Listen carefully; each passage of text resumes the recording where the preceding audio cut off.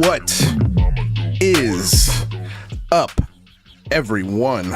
Welcome back. Welcome back to another episode of Lou Reviews. So happy all of you are here.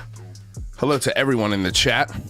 Welcome to another episode for your destination in critical thinking in the unexplained. Please do not forget to smack that like button, the share button, ring the bell. That way you are notified when we go live. I'll remind you again halfway during the show. If you want to save it for halfway during the show, actually helps a lot more. Tells YouTube that you're paying attention to this show and you really like it. So save it for halfway. If you really want to support the show, we've got Patreon links in the description below. We've got YouTube memberships, all very easy ways to throw money at me. So if you find this show entertaining or useful or whatever, feel free. You guys, I hope you had a great weekend. I had a damn good weekend. Very busy weekend. We got rocked with an earthquake earlier today. 4.7. which normally doesn't feel that like a big deal, but this one was in Pasadena, just like 15 miles away. And McGowan is in California right now. He didn't tell me till last night. I wish he had told me earlier. I would have made some plans. But he texted me immediately. He's like, dude, I'm on like the 8th floor of an Embassy Suites. That was awful. Yeah. That was one where I had stuff fall off my shelf. People were talking about this one. It was scary. It was scary, and it was like long. It was a good like 30 seconds of shaking. Those are the worst, man. The worst. 14 years I've been here, and I still am not used to it. And now I understand why, like, before science, why people were like, God's pissed, man. I mean, he's like shaking the earth. I get it. So what are we going to be talking about today?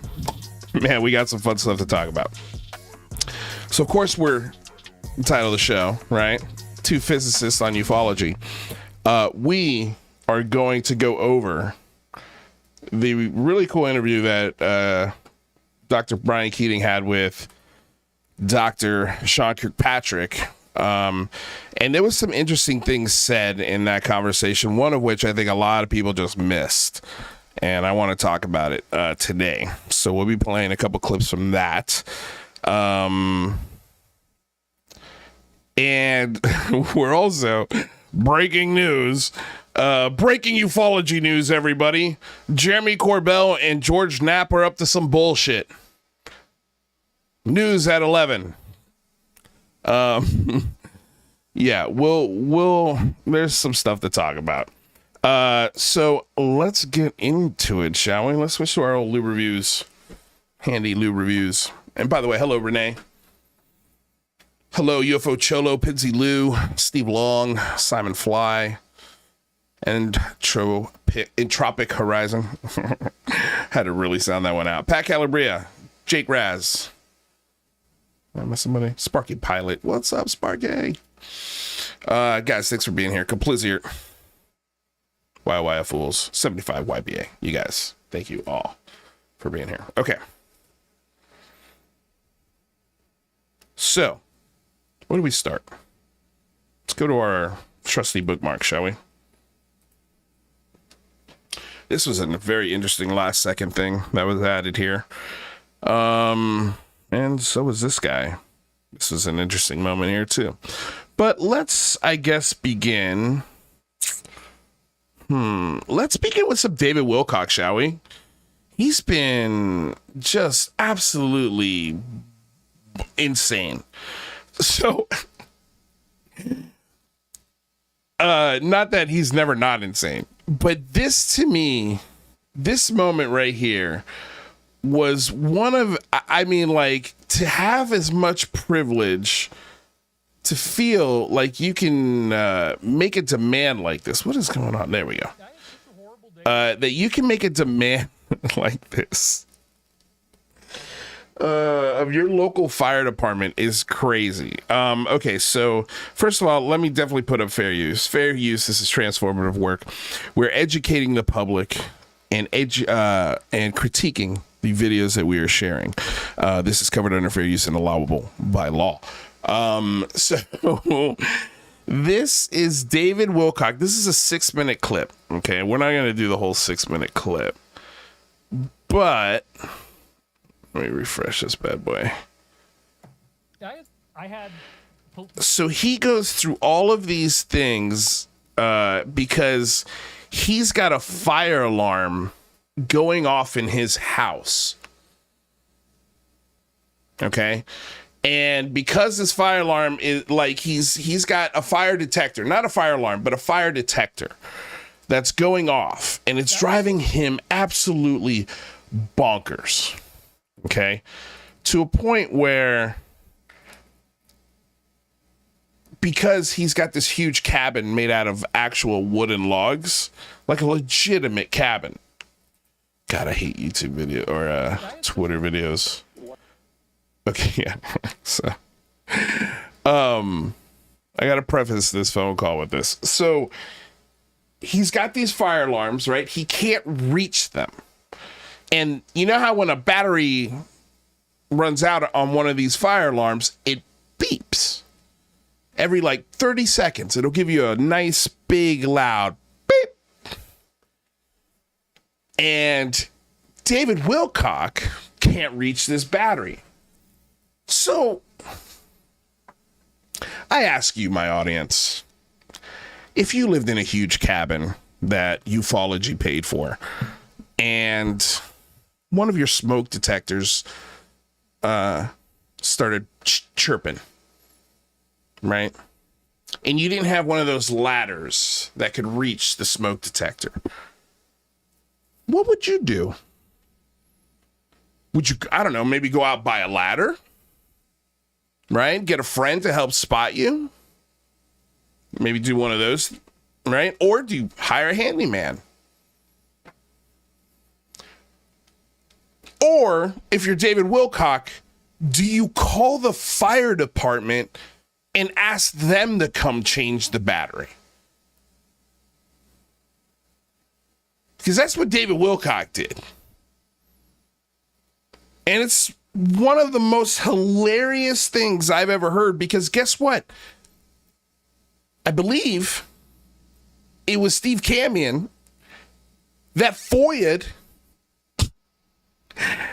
this. So he tells people about this in his show.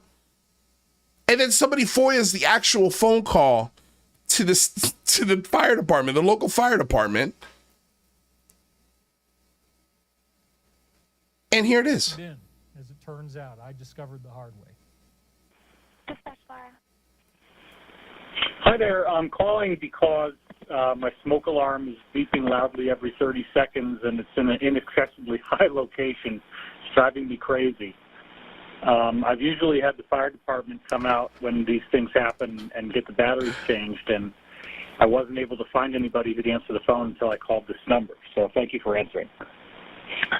Okay. So in the past, what have you done? Could you tell me, the lady on the phone is like, okay, I'm sorry, you're calling the fire department because the batteries in your smoke detector? It's so shocking what she just heard. She's like, okay, tell me again what you've done in the past to relieve this situation?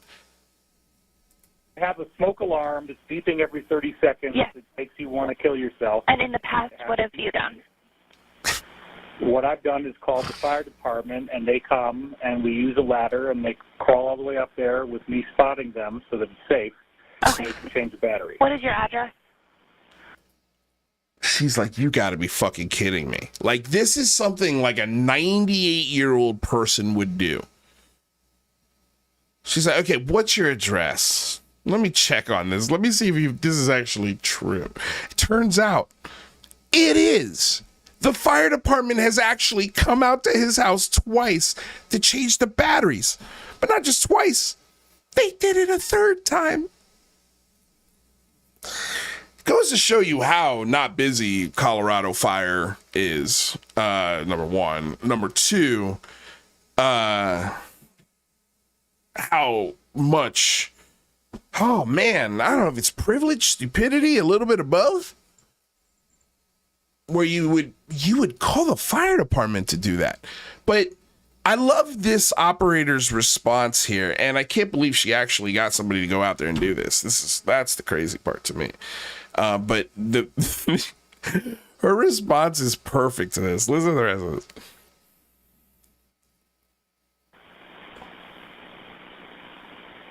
Okay, one moment. Thank you. What's your phone number? And your name? David, and I do have a gate code they should probably have, too. Right.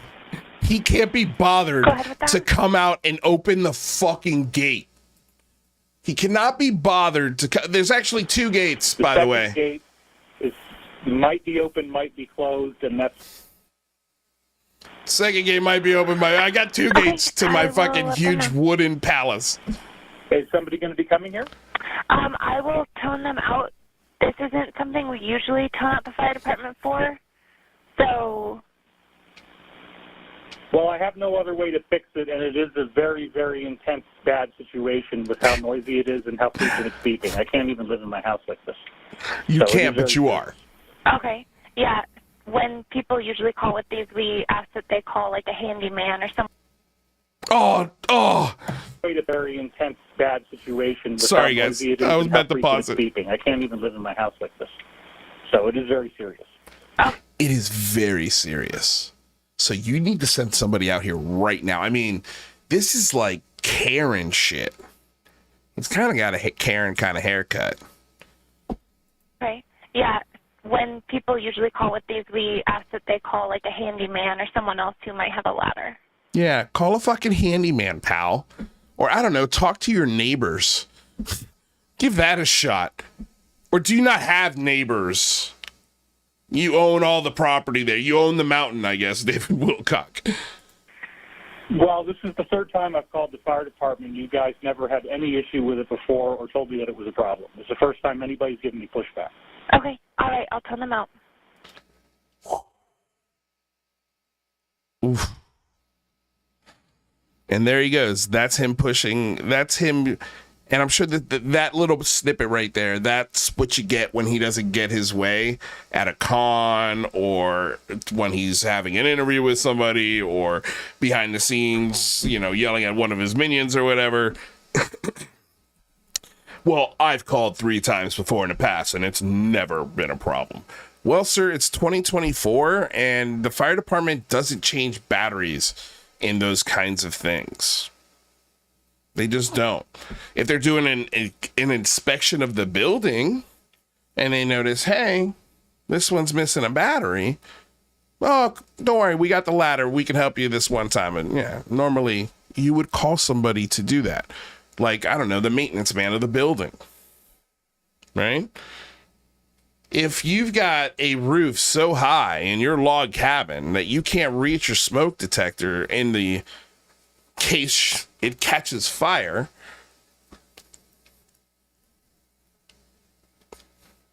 buy a ladder, man. I'm sure you've got a massive garage that can fit it.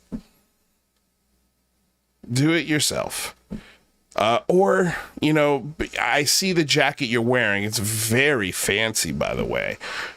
Just, I don't know, drive down to your local Home Depot, ask a few guys waiting in the parking lot. Excuse me, muchachos. Do you guys have a ladder? You want to make $50 and change the battery out in this very high ceiling in my log cabin cathedral atop of the mountain? I overlook all of Colorado. You may have heard of me, David Wilcock. I summon aliens and have superpowers. No? Well, either way, my money's good here, right? To which they respond,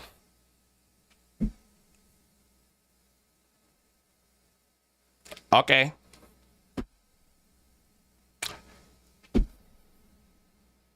Very awkward situation. Dude, this is wild. This is wild. That, and what was funny is if you guys want to see this whole clip, I recommend going and checking out this person on Twitter called Macario Mend, at Macario Mend, MACARIOMEND. And they are, the only purpose of this account is to clip the absolute batshit wild stuff David Wilcox says and does.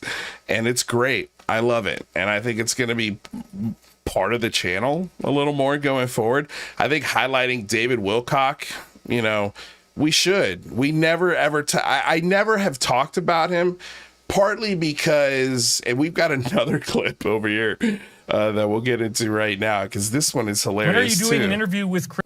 Damn, that was loud. turn that down a little bit. Okay, so yeah, this is, you know, him. He's always talking about this funding that's coming, and you know, we're in negotiations with people. Always in negotiations, always getting more money. And I think he's always saying that because he's just like Forbidden Knowledge does. They are stockpiling possibilities and semi-interests into people really being serious, and then using that to go out and even raise more funds. Oh, well, you might not have heard Forbidden Knowledge has this person, this person, this person, and this person willing to financially back it. We're just looking for a few more investors. When really, they're just looking for anyone to invest into their business. But listen to this. Listen to this clip, dude. This is wild. I mean, I'll just let it play for itself, and you guys, you know, we'll talk about it after. When are you doing an interview with Chris Beskar? Elmo Bullseye asked that question. You know, well, I do plan on bringing him on pretty soon, but we're going to get funded first. He's on vacation right now. And once we get funded, which is hopefully going to be on Friday, one of the first things we're going to do is get him some camera equipment so he can do a nice video with me with good depth of field where the background is blurry like you see here. He'll have a viewfinder above where you can see if you're in focus with the white lines on your face. He's going to have an interface going into his computer. We're going to make it good. But yeah, we're definitely going to talk about this because our company is getting off the ground. Camera 2. Our company is getting off the ground. Here we go. Here's the pitch. Let me look into your eyes. Let me give you the pitch. We're developing technology that's going to save our government and our citizens billions. For those who are interested in that particular update, we've got 2 sources of funding coming in, and one of them is a black guy.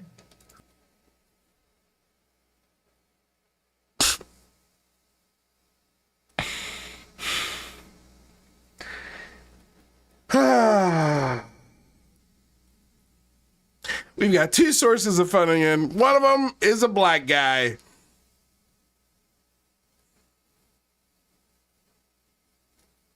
Fucking hilarious, man. This guy is hilarious. I should have covered him earlier and more often. I can't ignore this madness anymore. At this point, we're just going to highlight it and laugh about it. Because that was hilarious. Let's listen to that one more time. We're interested in that particular update. We've got 2 sources of funding coming in, and one of them is a black guy who made his money selling masks during COVID, believe it or not. Why can't it just be an investor who's made it big by selling COVID masks? I mean, already right there, it feels a little sleazy. But became a billionaire from that. A billionaire from selling masks? What an entrepreneur. And I hope I can say that. But, you know, anyway, he's been hope very I supportive can of us. say He loves our company. And there's been some dazzling synchronicities with him. So he wanted to fund us sooner. But then it turned out that his own legal team needed time to get ready and needed to create paperwork and documentation. And just because you very badly want to sign something, your lawyers still have to create all the paperwork. And so we're now in that thing, but he's promised us that we're going to be on Friday, August 16th. And then we have another guy who is a former SEAL, I believe, Navy SEAL. And he... And the other guy is a former Navy SEAL, I believe. The investor into my company. If you're an investor into this guy's company who can't frame himself properly when he does a camera switch, I mean, the framing is, it's all, well, speaking of framing, my framing is pretty bad right now too. There we go. I can't make that comment and not be framed correctly. But I'm standing up today, to be fair. Nah, that's not fair. I was just guilty of the exact same thing. But still, I don't tell you I have fucking superhuman powers. And I'm not asking for your millions of dollars to fund technology I have no idea how to even make, because I'm not a mechanic or any sort of scientist or biologist or astrophysicist or physicist or engineer. I'm just a guy who's got a depth of field lens and some guitars and blue lights in my huge log cabin that I made in the woods. Terribly framed. Now I can say that because I'm well framed now. So, shit's on you. Complicit. Him looks like a misbegotten son of Siegfried and Roy. He could be one of the tigers wearing that jacket that he wears.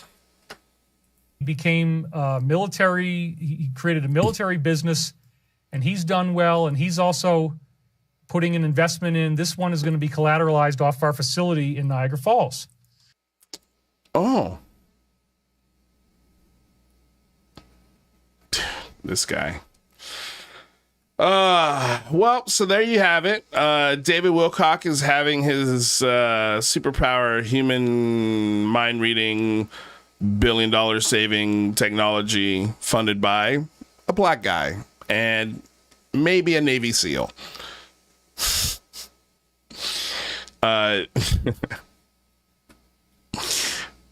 Dude. Amazing. Amazing. Check out this graph right here. This was cool. This was dropped by Alex Boge and retweeted by my buddy Charlie Parrish. And it's a really fun graph. It's sort of a reply to Mick West. This one, while not perfect, makes me chuckle. So the white line represents the number of cameras in society. The blue line represents the giant squid footage that roughly matches the sharp incline of the cameras. And then we've got the red line here. UFO UAP footage has basically been flatlined through this huge rise in giant squid footage. For years, everybody, oh, there's giant squid. Like, sure, buddy, giant squid. Yeah, whatever you say. I mean, see, at one point in time, it was scoffed at. And yeah, the number of cameras started going up, and fishermen were able to carry them in their pockets. And some of them are waterproof. Also, marine biologists started recording them underwater because the cameras were cheaper and easier to perform video underwater. So it makes sense that we eventually would get giant squid footage. It's weird that Bigfoot, UFOs, ghosts,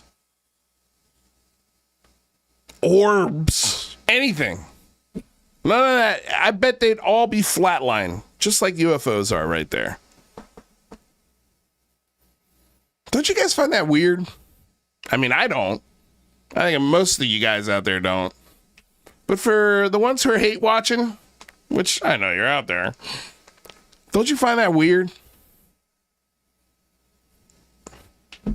Guess not. I guess I'm the only one. All right, so before we get to that, okay, we got a couple things. So this was an interesting clip that Mick West put out, okay? I honestly do not waste my time, and I haven't wasted a lot of time, honestly, really diving deep into who Vinnie Adams and Katie Howland. We all know who Tyler Henry is, and we all know who Gary Nolan is. But never done a deep dive on these two because they're really not worth it. And anytime you mention their names, they just yell victim. It's wild. They are in the cult. Hook, line, and sinker. And anything and everything that is said by anyone that confirms their belief system is met with this on camera. Just a whole body shake into a yes of agreement with no matter what is said. It happens every time.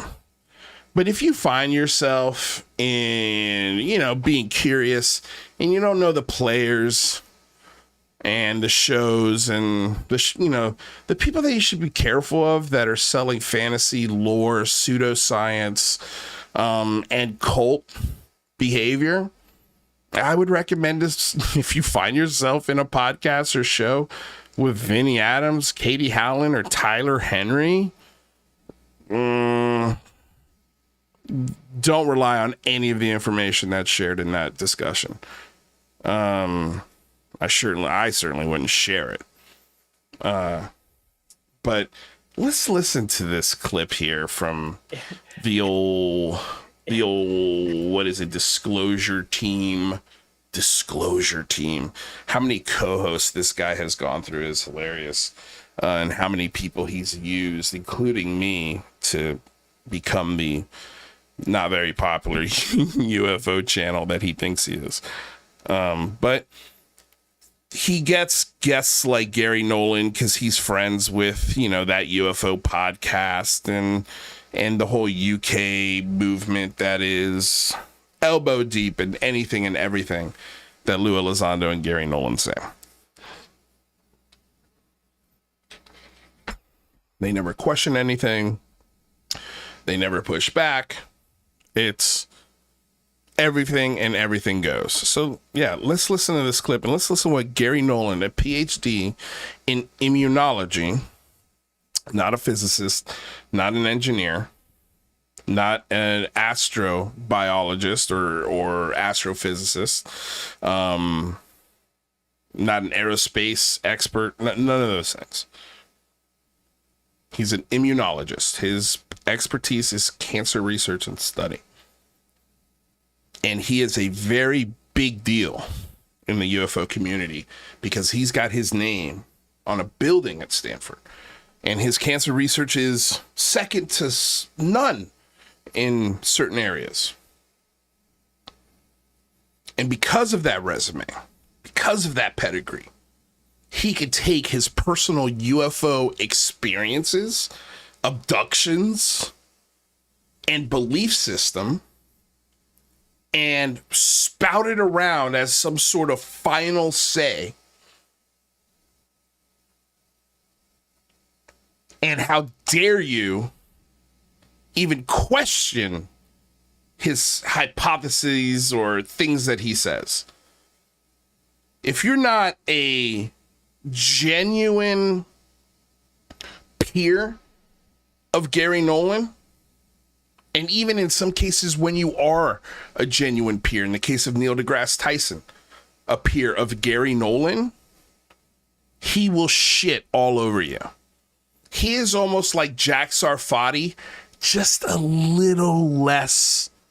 Jack Sarfati's an 11. Gary Nolan's an 8. Maybe 8.5. He sits in there. And sometimes he goes to 10. I haven't seen him go full-blown 11, but I'm sure it's there. But listen to what he says of this group of believers and grifters. Straight up. Everybody involved knows that it's not just the nuts and bolts. Yeah. And yet we're being very careful not dancing too far over that line because it'll scare the bejesus out of people. Right. If it gets too right. I mean, you haven't even been able to process what this guy is saying. It's gonna scare the bejesus out of people? No, it's not. Stop saying that. It's not. People are ready for it. We're more than ready for it. How do you know it's going to be too much for people?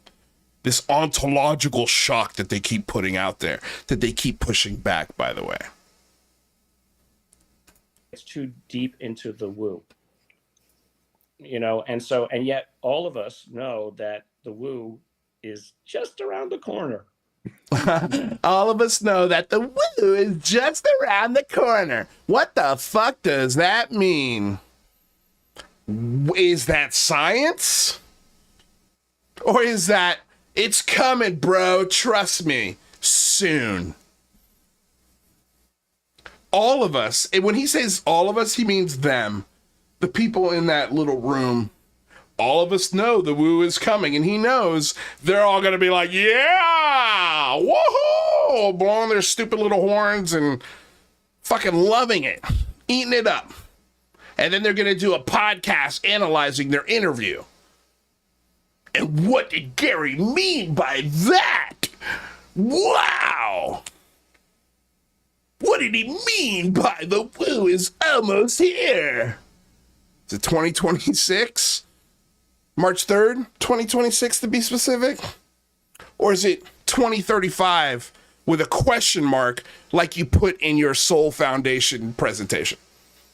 Which one of those is it? Are we going to fall somewhere in between where the woo comes in? This is the kind of bullshit that I feel like people like Neil deGrasse Tyson obviously don't watch enough of Gary Nolan talking to folks like this. Because if he did, his editors would pull up clips like this and juxtapose to Gary calling Neil deGrasse Tyson out and telling him to quit this shit when it comes to the alien discussion. And says his PhD should be stripped. And then juxtapose it with this fucking clip right here. And then address it, Neil. If I was your editor, that's what I'd be doing. Because this is bullshit. He gets to go in rooms like this and say absolute batshit crazy stuff and promise people stuff that's not fucking coming. It's not coming, dummies. It's not coming. Okay? This is a fucking same old shtick that's been going on for the last 8 decades. And you dummies keep falling for it over and over and over again. This is an immunologist, not a fucking astronaut. Jesus Christ. And even if he was an astronaut saying this shit, I'd still be questioning the fuck out of it. Compliziert says, Gary French, ED, Jacques Vallée behind closed doors. Oh, yeah, possibly. They're definitely buddies. They can find that out on their own later. They can find it, yeah. Like all of us are so stupid.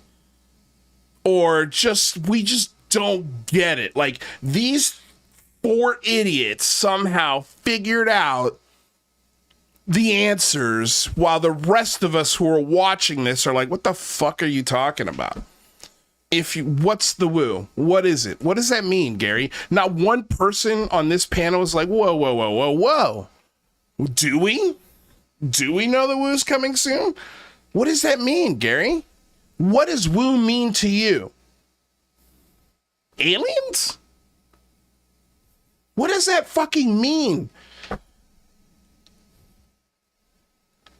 And you get this at the end of it. Yeah. They can find that out on their own later. They can find it, yeah.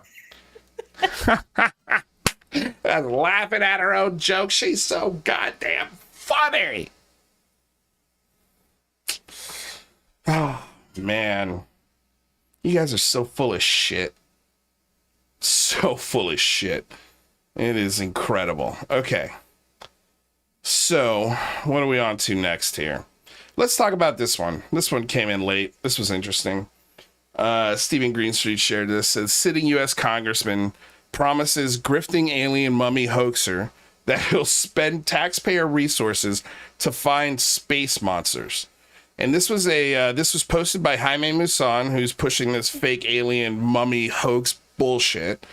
And by the way, did I say alien mummy? I hope I did. Either way, it's still bullshit. Likewise, in the interview, this is what Jaime writes. Likewise, in the interview I did with U.S. Congressman for the state of Tennessee, Tim Burchett, we had the opportunity to talk about the tridactyl beings of Nazca and about whether we would have his support to carry out a more exhaustive investigation. What the fuck does a congressman from Tennessee in a podunk district have to do with getting any support? What does his support mean to carry out a more exhaustive investigation? He's not the dean of a fucking college or university. He's a congressman. You're going to write taxpayer laws and sequester taxpayer dollars to do a more exhaustive investigation on fake fucking bullshit? He can't do that, jerk off. He doesn't have that kind of juice. I don't think he's passed one fucking bill as a congressman. Nothing he's put on the floor has been considered, as far as I know. But let's listen to what Jaime Maussan, and it's wild to think that a known hoaxer, grifter, liar, been busted in so many lies, is sitting with a United States congressman. I don't know how the people of Tennessee are putting up with this shit. And I think if you put a supercut, a 5-minute supercut of all the bullshit relating to aliens that you had on Tim Burchett right above the voting booth, and people could watch what he's done for their district, he probably would never be voted in again. Who knows? Fuck, man, this is so frustrating. We've been investigating in Peru these tridactyl creatures. Yes, sir. Would you be interested in this subject? Absolutely, absolutely. And I would be interested in getting some people to analyze those bodies. Who, Tim? Who are you going to get to analyze those bodies, Tim Burchett? Hey, y'all. Hey, is this NASA? I got over here Mr. Jaime Maussan, and he's got some tridactyl specimens that we'd like y'all to take a look at. Who, Tim? You massive jackass. Ugh. That independent of the federal government. Independent of the federal government. So I was thinking we should take it to a Waffle House and have it examined there. All the while we can enjoy some biscuits and gravy too. Are able to bring them into the States, you would be interested to get involved in that? Sure. I would help you find somebody to analyze it. That's very important for many people, you know that. Yes, sir. And I'm going to bring you here many x-rays, tomographies, whatever you need to take it to any university, any scientist you want, to get your own results. And hopefully, because it is what it is, they will tell you they are real. And if they are real, at that moment you can be absolutely certain that this case is real. And it's very important because we, the civil society of the world, have these bodies. These bodies don't belong, or they are not in the hands of the Peruvian government. We have 7 bodies, humanoid bodies. So why don't you take one of those humanoid bodies to Harvard or U.S.C. or Stanford or anywhere, or the University of Tennessee, for fuck's sake. Oh, that's right. Because you don't actually own or possess any of those things. And the only things that you have pulled are x-rays and MRIs from podiatrists. Oh, man. This is a room.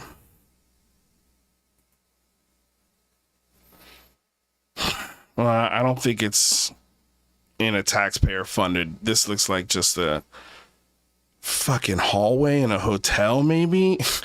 I don't know where the fuck they set this shit up. But if this is a taxpayer funded, like, sequestered room where they're having this conversation on the taxpayer dime, they're having this interview,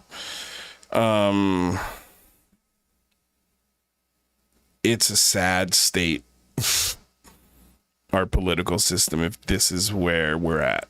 This is mind-bogglingly stupid. Complicit with another donut. Thank you so much, dude. Alien Pinata, Tim Schmurf shit. He is, dude. This guy believes everything.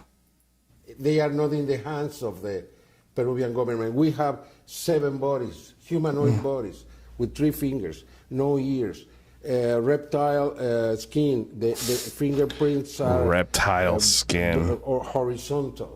And there are so many fingerprints that are horizontal. Little details that tell you that they are not human. Okay. But we believe we need. Did you hear that? Okay. I mean, if that wasn't Mr. Garrison. Not human. Okay. But we believe we need a champion like you to make this true. Okay. In America and in the world. Can we count with you? Yeah, I'll be glad to. Can we count with you? Sure, yeah. You want to count to 10? I'm just busting Jaime's balls. English is obviously his second language, but that was funny. And I love how he thinks Tim Burchett is, well, he doesn't think. He's got to know. He's not stupid. He knows he's selling a hoax. He knows he's selling bullshit, and he knows that this guy is stupid enough to sit. And I think this is a publicly taxpayer. Look at behind here. It's got a Tennessee, something to do with the state of Tennessee 1992 Republican National Convention and an American flag in it. Not a lot of hotel rooms have that in the corner of a fucking room. So again, the state of Tennessee is paying for this asshole.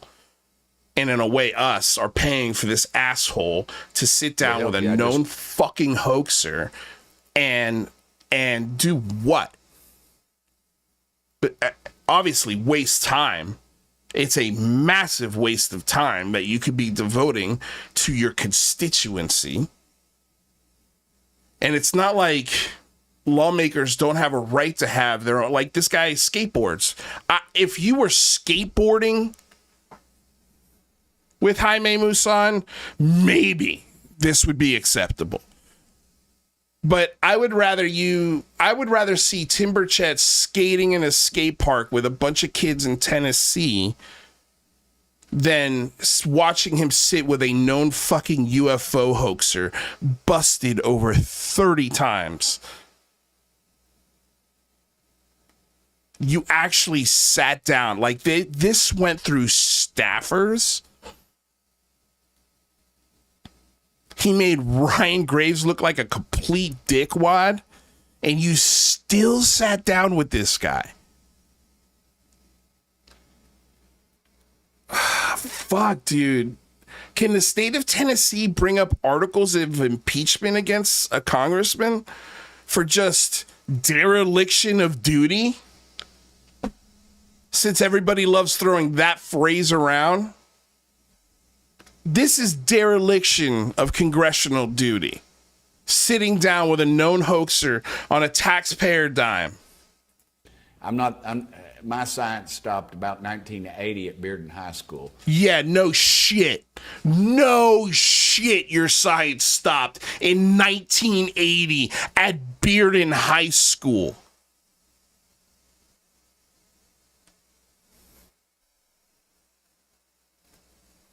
Wow. Sometimes you guys, a lot of times, because I want you guys to get my genuine reaction to these videos.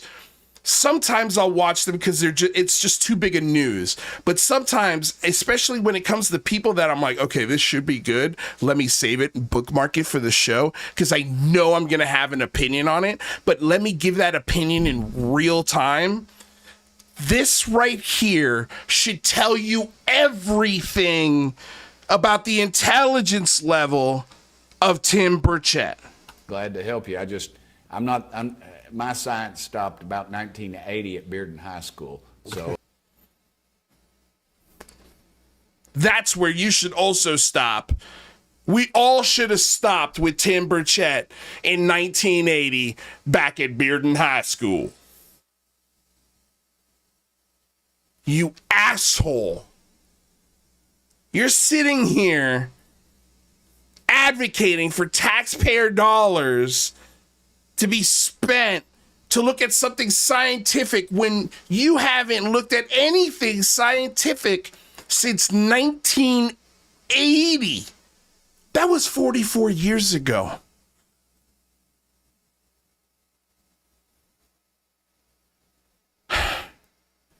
How old is Tim Burchett? Is he lying?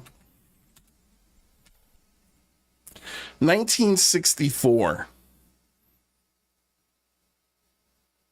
So he stopped doing science his sophomore fucking year.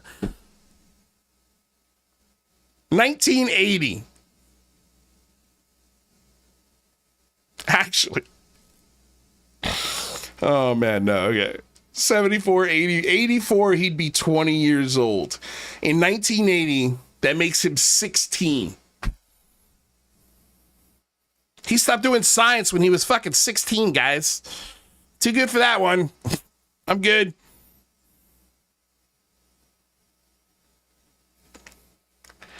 Oh my God, dude. And this is the guy that no wonder why Jaime Maussan went to you. You're stupid. You are stupid, man. Really dumb. So we got top people in the world are right here in Tennessee. You get involved anyway? Yeah. Oh, so it's in a Tennessee government facility. So he did it in the state of Tennessee. University of Tennessee. I'm an alma mater as my. You know what's funny? This is probably a congressional office.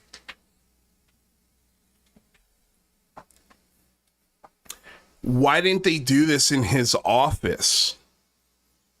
It's almost as if they drug two chairs to a room outside of his office and set up a fucking lamp and a tableside chair here for lighting.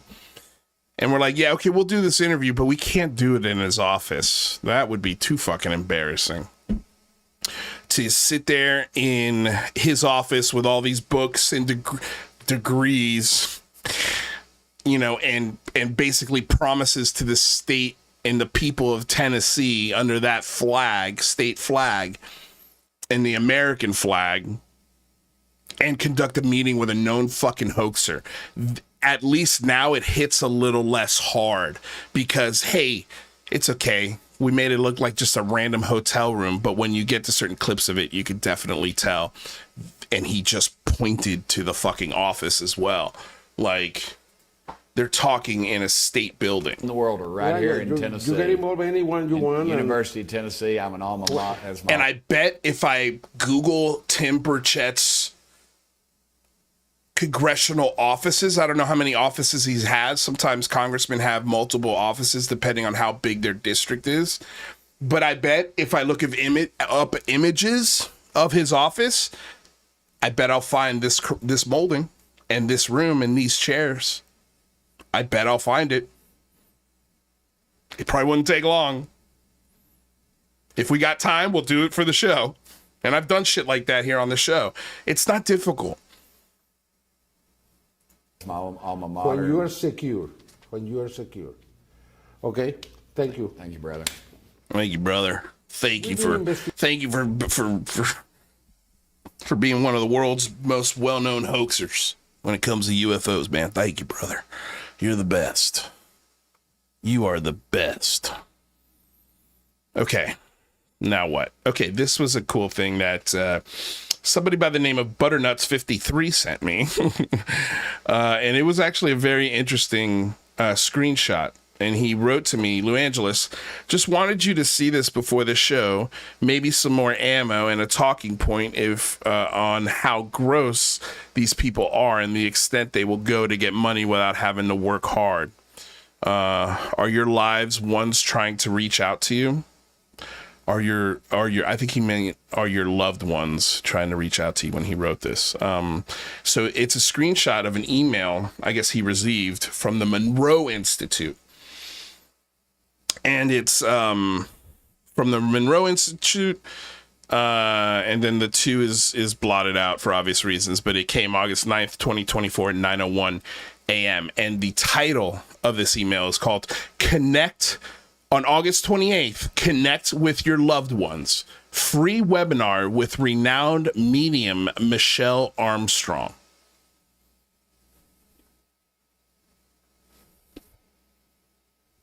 What? I mean, like, if that doesn't piss you off, man, the Monroe Institute, that's Danny Sheehan, guys. That's Danny Sheehan, who sells the fake $15,000 PhDs to study the paranormal.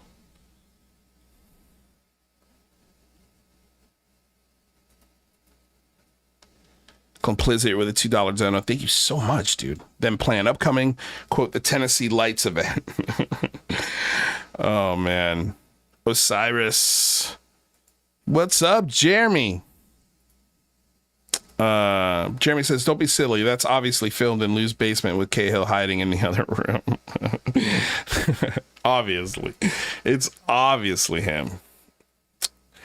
Hey, Jeremy, bro, if you're bored, you want to come hang out, let me know. I'll send you a link. You're more than welcome to come hang. I got a couple more things to talk about. But let me know. Just send me a text. I'll look at my phone. If you want a link to come hang out, let me know. I know you're sitting in a hotel room bored. Yeah, let me know. I got my phone. Okay. So let's get on.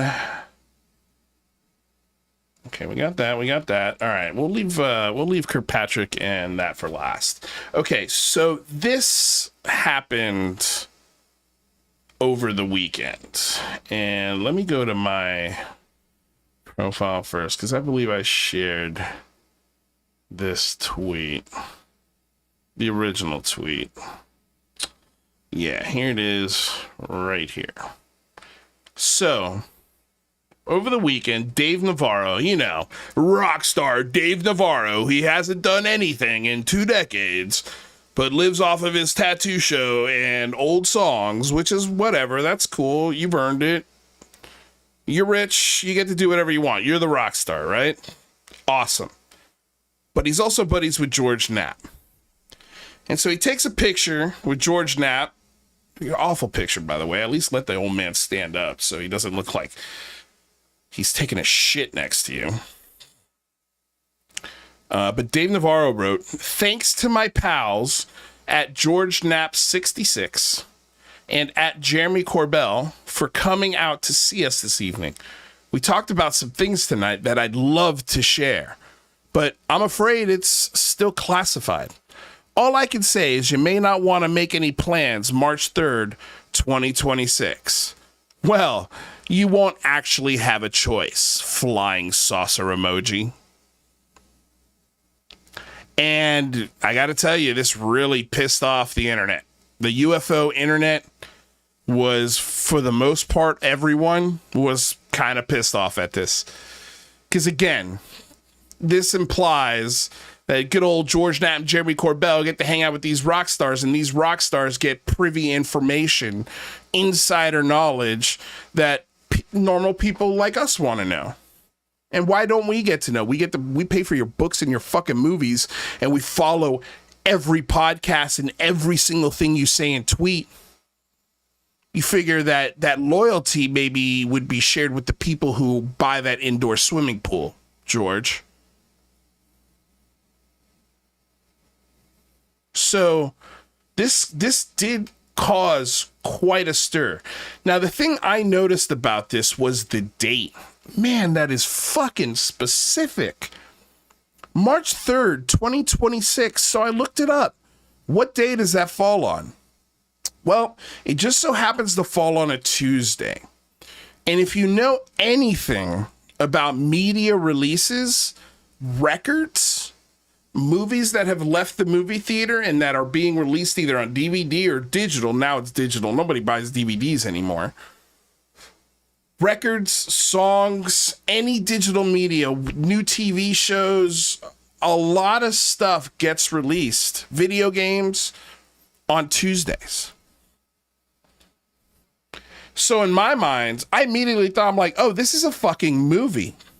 This is a movie. Because it's a Tuesday. It's a digital. It's going to be a Jeremy Corbell, George Knapp produced bullshit Bob Lazar type fake documentary. And they're filming it. And they're editing it. And they're waiting for certain things to happen that they know about. And it's going to be mind-blowing. It's going to be amazing, bro. Trust me. Meanwhile, all of us are out here just kind of holding our dicks, wondering what's going to happen next. For lack of better terms. Okay, so he got a ton of shit for this. Ton of shit.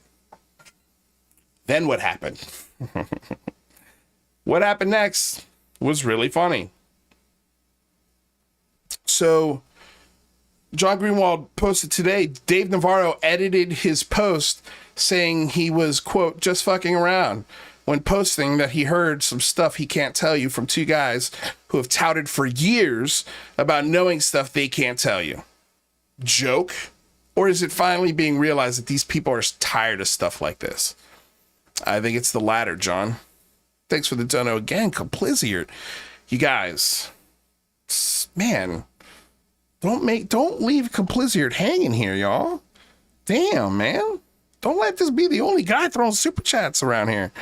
Pimp My Ride, Bob Lazar edition featuring the UAP pimps. Oh man, he would just put a rocket on it. That's all he would do. That's pimping your ride for Bob Lazar. Just put a fucking rocket on it. So after this, right? So let's take a look at the full tweet here now. So Dave edited it and he added, right? After the whole UFO emoji, then he goes on to write, update to my dear UFO community. I'm just fucking around, exclamation point. I'm just fucking around, everybody. Chill. I'm just joking about the top secret stuff and the date, the very specific date. That's all they told me was just a date. That's it, you guys. I'm just fucking around. We are all friends and discussed nothing. Sorry, but not sorry. And then Jeremy Corbell follows up. That's right, dude. ... Super classified. But glad you revealed the date.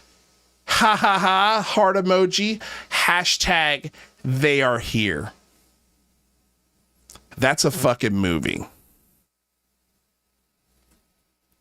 I will put any money on it.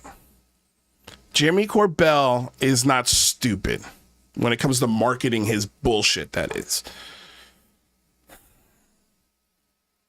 He's taking this opportunity to start a hashtag because he knows there's a lot of eyeballs on this. And you dickheads think that this update makes it okay?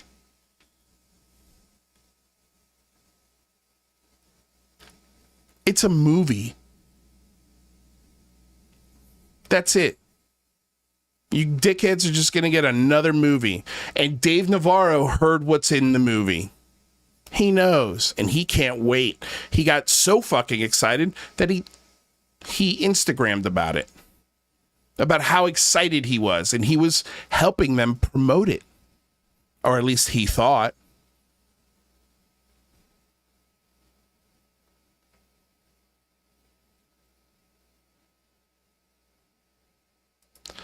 It is incredibly fucking insulting.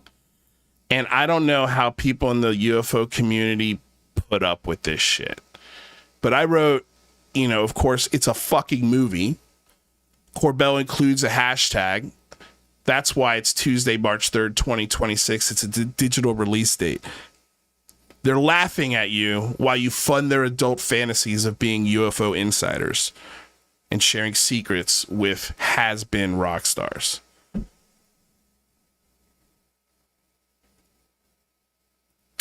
That's why they wanted front seat at the UFO, you know, hearing. They think they want to put the perception out there that they know more. They know something that they just can't share. And don't worry, it's going to be in the next book. It's going to be in the next, you know, podcast or movie. It's coming, guys, soon. The woo is right around the corner. Doesn't matter what dickhead you get it from.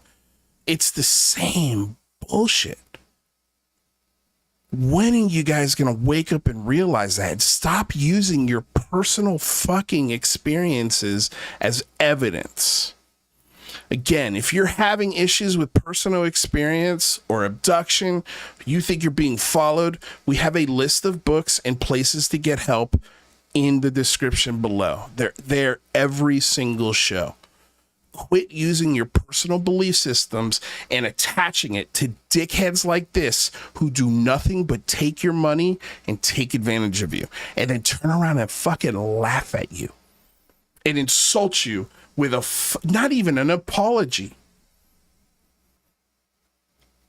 Sorry, not sorry? Fuck you, Dave Navarro. Not sorry. Fuck you. You have no idea, and you don't think about the amount of people that are over their head in mud of a mud pit that is a cult of ufology. And these two dickheads have their foot on all of their heads. And you promote them because you think you're getting insider information. You're being played for a fucking fool. The very little influence you have left is being used by fucking UFO vampires, essentially, that are also daywalkers. UFO vampires could walk in the day. They've got different rules than regular vampires. But look at them. This is what Jeremy gets. This is what George gets. He gets to sit down next to a lady with huge, the only thing you can see are her breasts coming into focus here. It cuts off there. That's how big they are. Can't see anything else. You know, sitting next to Dave Navarro after he does his show with his satanic tattoo on his perfectly ripped jean.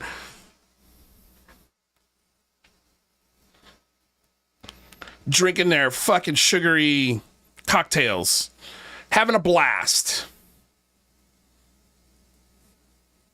Man, I never knew that. Look at George's face. He's like, I never knew this bullshit would get me here.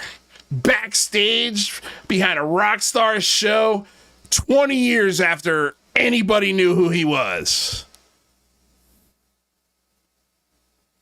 The heights. Oh, man, the heights. It's pathetic and predictable at this point, this behavior and what they're doing.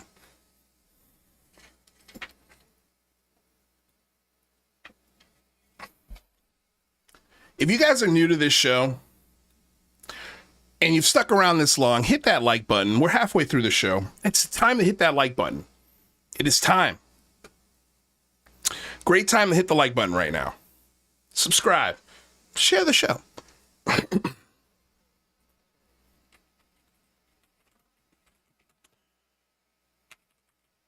If you find yourself asking, man, what's up with this Jeremy Corbell? What's up with this Bob Lazar? What's up with it, man? Is he telling the truth? Is he reliable? If you find yourself a quasi-celebrity with some decent access to celebrities and money, and you're at a party and Jeremy Corbell is there, what do you do? Do you believe him? Don't take it from me. Here's what I'm going to do. I'm going to share in the live chat the Rolling Stone article, an interview with Jeremy Corbell. And the whole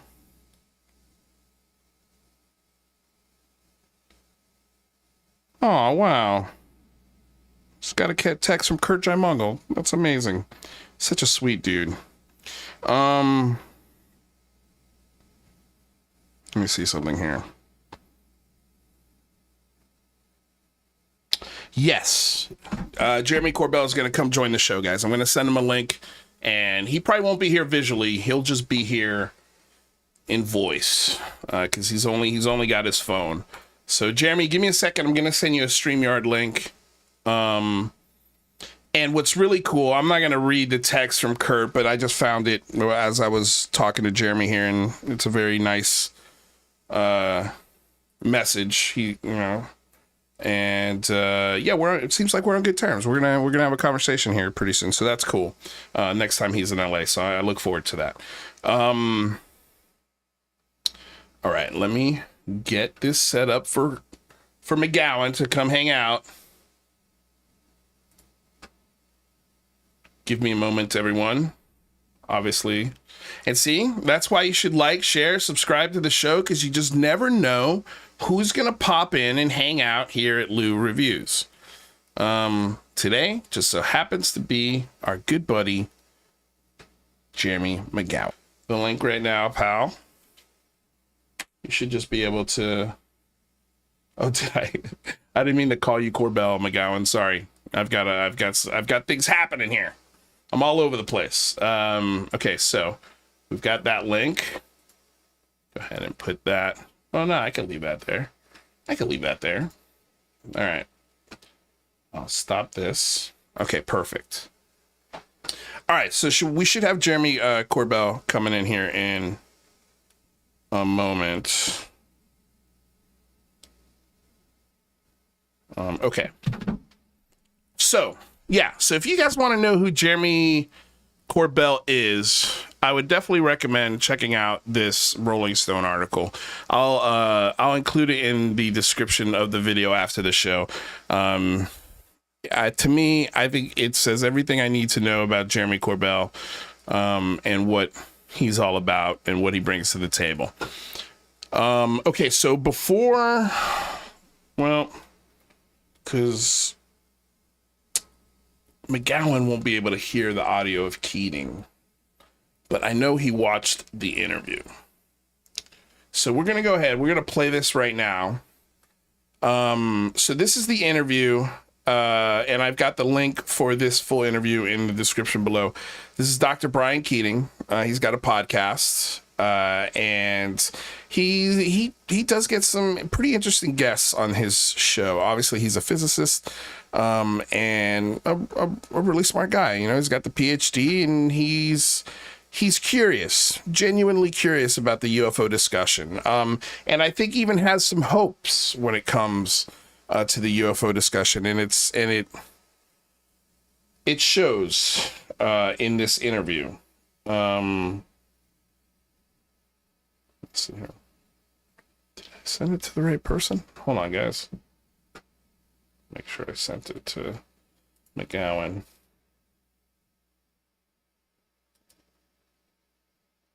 Oh, no.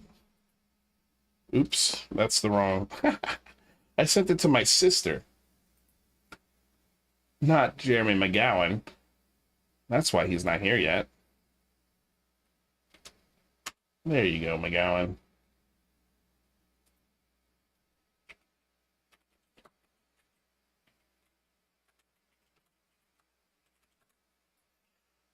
Okay.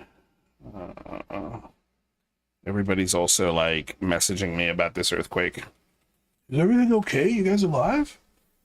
We are alive. Okay, so McGowan should be here shortly.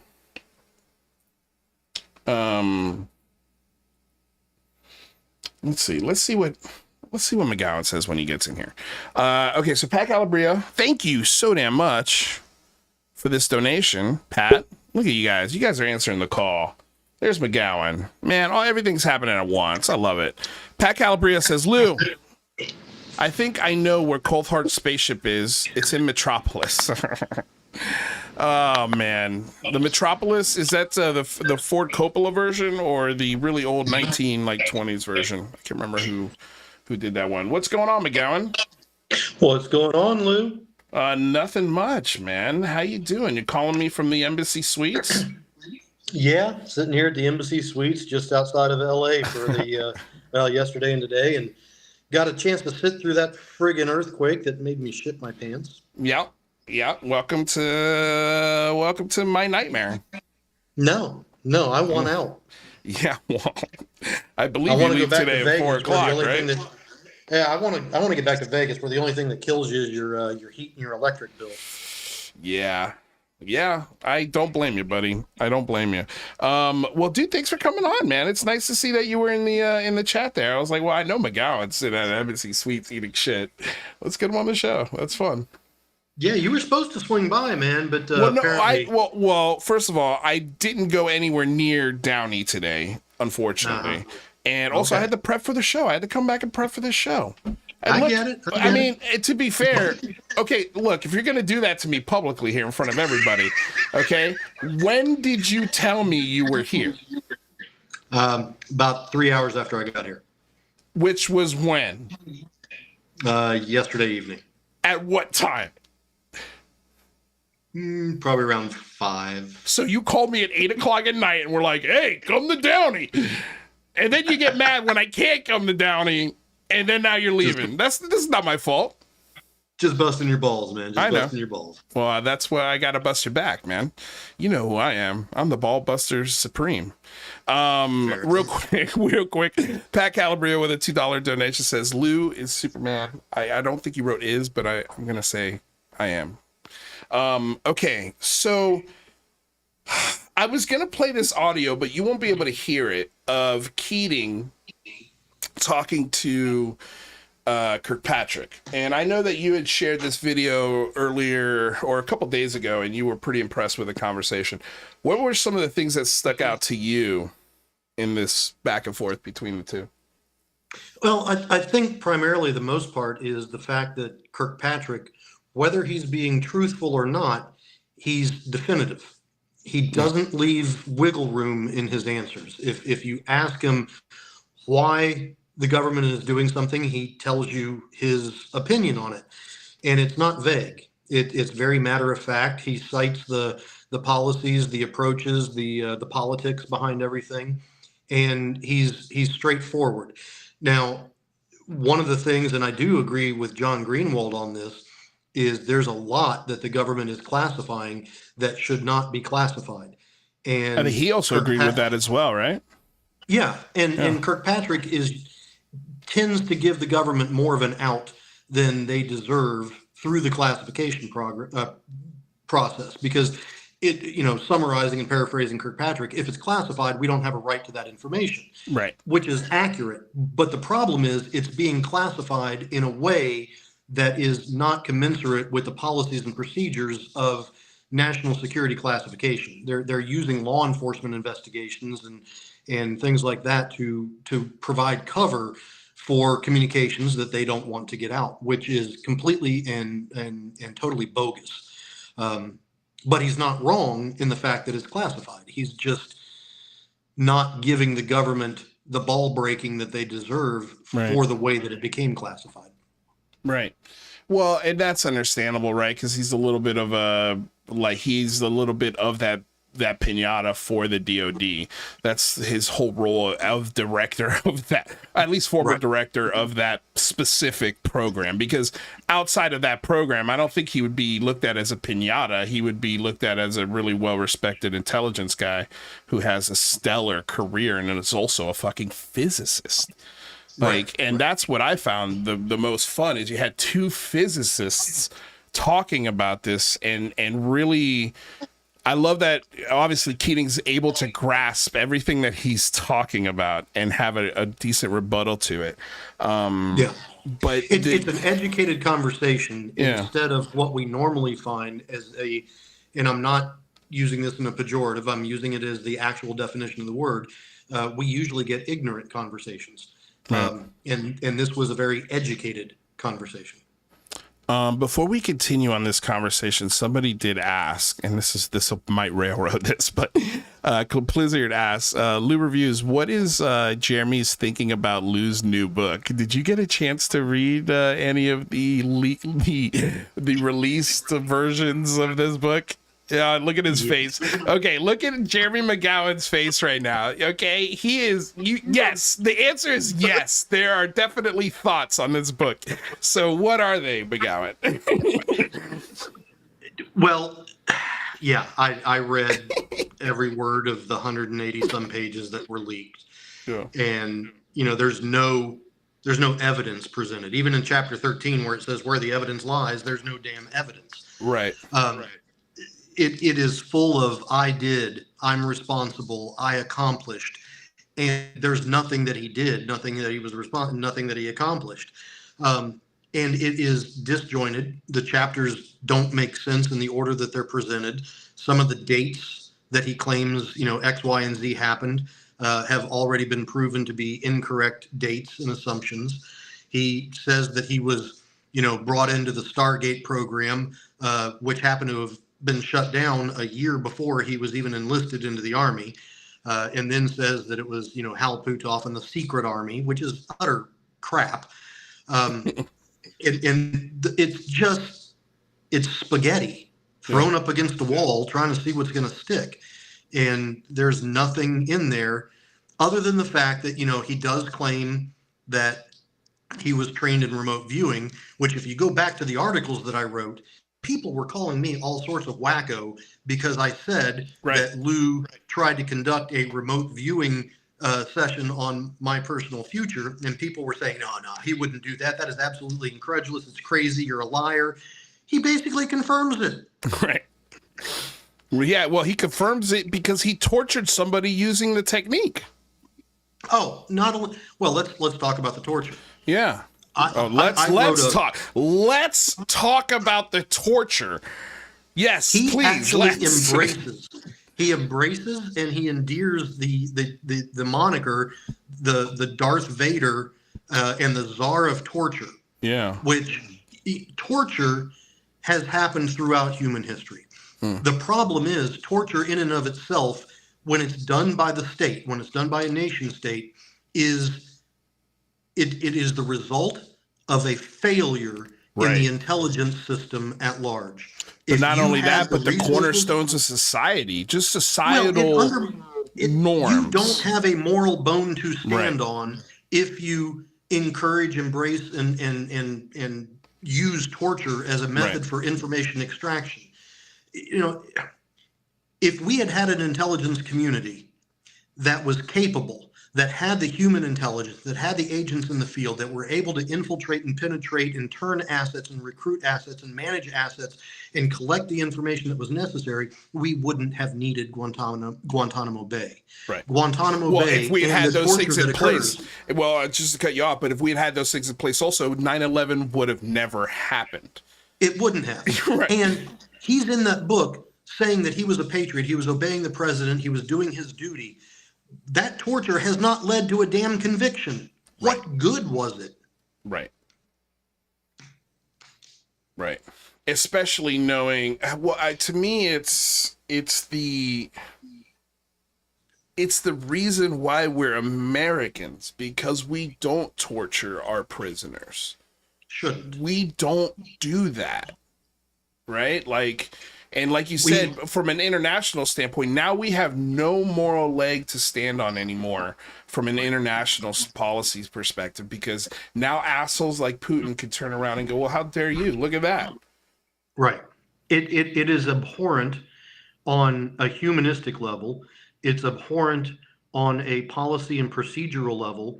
And it's a testament to the utter failures of the intelligence community. And if Elizondo and Mellon and those folks were so good at policy manipulation, creation, and execution, they should have spent their time creating better intelligence gathering policies than figuring out a way to shove sawdust up somebody's nose. It's absolutely ridiculous. Or in Lou Elizondo's case, get his buddy together and torture them while they sleep through psi abilities. Yeah, it's whatever ridiculousness. Do you think, knowing Lou Elizondo as well as you, I'd say you know him more than I do. You've been to his house, but we've both had some pretty heavy interactions with the guy. Do you think he was at Guantanamo Bay torturing people, or is this just a bullshit Lou Elizondo story? If you had to take a guess. It's a really good question. I don't think that he was personally involved. I don't think that he held that, Jeremy. Well, I don't think that he held the towel over somebody's face while somebody else was pouring water over their head. I don't think he did that. I think that he may have been involved in some oversight of policies and procedures. I think he may have directed personnel to certain targets of opportunity. I don't think he had his hand directly involved on a suspect while they were ripping out his fingernails. I don't think so either. I would be shocked if he was even there, to be honest.